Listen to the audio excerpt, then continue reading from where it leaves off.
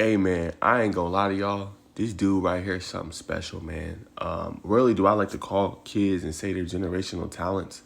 But he's on course to do that now. I'm not saying this dude's better than Brock Bowers, who's obviously a fantastic tight end. I think he's trending towards that same kind of thing, a potential generational talent, 1,000 yards receiving this year, close to 10 touchdowns or 10 or plus more touchdowns for Bowers in the NFL.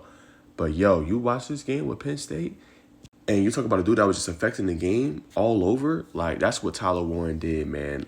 They were using him in all kind of sub packages. Him getting direct snaps at the quarterback position, him trying to hand the ball off, you know what I'm saying, or him handing the ball off to Nick Singleton, or, their other back in the backfield, man. Katron Allen, like, yo, I mean, he did it all.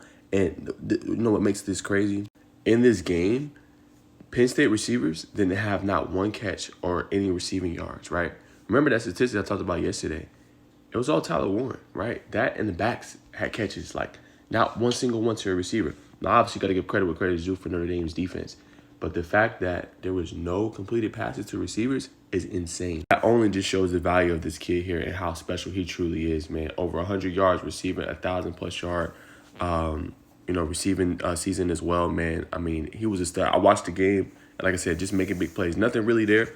Getting out to the flag, getting out to the outside, being able to turn up field, break tackles, make big time plays, man. Tyler Warren, man, he is special.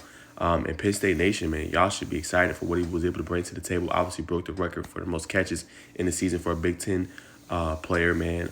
He was phenomenal, yo. And sucks that it had to come to an end like this, man, but a phenomenal season for him. And I really think, man, like, obviously for my Bengals, I mean, he would be great to our offense, but now with how great our offense was this past year, it's like, yo, we got to load up on defensive players. But whoever lands this guy, I mean, and I hope it goes to the right place, you got a guy, I think, for the next 10 years that can just affect the game, you know what I'm saying, offensively, can block at a high-end level from what I saw.